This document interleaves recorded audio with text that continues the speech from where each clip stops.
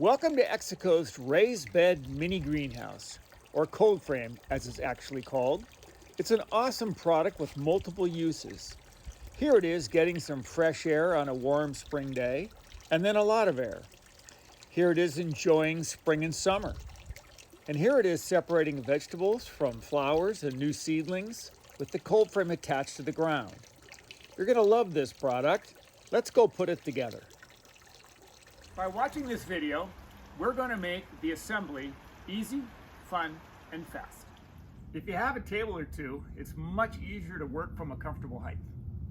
We're going to snap these two blocks together right now. The A block on the end, the B block on the side. The two shapes of blocks are the A block and the B block. The A block goes on the ends, each end, and you can tell the A block because of this 90-degree turn right there.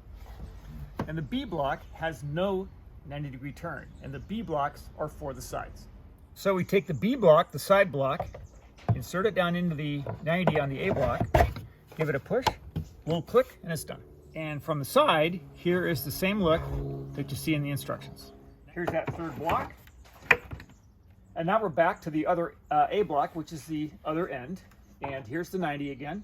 So the non-90 side goes down. With another B block, no 90. We start heading up the other side. And here we go, just to finish off level number one. And now we're going to add these corner supports, which go here and here in opposite corners, but you actually affix them to the bottom, to the underside of level one. So we're going to flip this over. So let's just flip it over. It'll stay together, it's nice and tight. Now just find the center hole and the double pegs, and we're going to hook it to this one, just like this. Find the same hole on the opposite corner. Give it a push. Down it goes. So now we have level one on the ground, and the manufacturer had two production runs of cross supports. They're going to go in 4 places on each level, and here are the 2 different production runs. You'll either have these tubes with a simple nut and a bolt that attach to the proper holes, or you're going to have these connector rods with a 90 on each end. So this kit came with rods, so I'm going to drop it in the hole in the first slot, and like the instructions show, here are the placement of the 4 bars for this level. So we assembled the second level and snapped it on top of the first level, and now we're going to connect the 2 levels together with the 6 screws. So the screws go in these places right here, and all the way around, and all you do is screw them in. So we've added the 4 cross supports to the second level, and they keep the sides pulled in tight. So here we've got the third level on, and we're just going to put the same 6 screws in the same holes all the way around.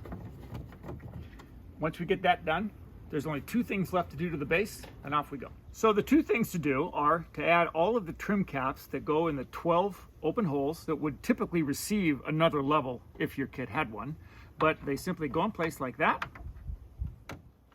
And the other piece is a little support bracket that holds the cold frame to the base, and it just simply screws in like that. So we're onto the cold frame and back on the table. We've got our parts all laid out. So now we're going to attach the long aluminum profile to the back panel. But before we put on that top profile, know that every panel has a top and a bottom, designated by the hole at the bottom closest to the edge, versus the larger space above that top hole. So there's a bottom hole, and there's another hole designated in the bottom of the panel, and there, and there. When sliding the profile onto the back panel, you want a little overhang right there, about 1/8 of an inch. You also have to make sure that the gutter, we're going to call it, is facing outward. This will be the outside of the greenhouse. On the bottom profile of that back panel, it's actually shorter than the upper, and we'll explain that later, but you're going to have about that much of an overhang, almost a finger, right? Or 1, 2, 3 of the spaces. So it's not critical to be exact here, just basically that much spacing. Slide on this corner, and then you can see the thing scissor in, and in place it goes. And here are the 2 side panels with profiles attached. And notice now, by putting the top profiles on as we did, We now have designated this to be the right-hand side of the cold frame and this to be the left, and the lid will rest on this shelf that is created on both sides. So get one end seated. Notice the little gutter, and this is the front of the cold frame now. And down I push. And starting with the back two corners, all right, you're going to notice that this profile is longer or taller than this one is. This is the right rear corner profile. And this little slot right here is what's going to hold the lid fully upright when we're done. So here is that right rear profile that is taller. And we're going to line it up with the holes and the pegs and snap it into place like that. Now we're going to attach the right side. Notice the shelf is inward, and we line it up with the holes and punch it in place. So now it's time to firm this up with the corner locks. We'll take one, put it in, push down till it's snug and it's tight. And now all three are snug and tight, and so is the corner. Notice that the bottom one has a hole in it. That is for use of this cold frame on the ground if you choose to take it from the base, from its base, and this ground stake down through the hole holds it tightly to the ground.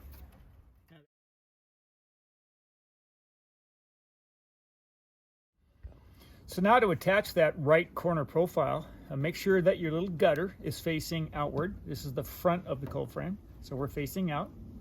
And then take your profile and do not put it on like that. It goes on like this and snap it into place like that. So here we are still in the right front corner, and now we're going to attach the front panel to the side panel, which is the right side panel. Just get it in the holes and snap, and that's good. So we snapped the front panel into place. We added all the corner locks, so we are now ready to add the lid. One thing to note is the right rear vertical profile. It's taller than on the other side. That is to hold the lid in an upright position. So now I have the lid upright, of course, and you're going to insert the J or hook on the lid profile down into the slot on the back panel profile. And it looks like this in motion. Easy to put on, easy to remove the lid. Another cool feature is the airflow bracket. Here it is in the closed position for the lid.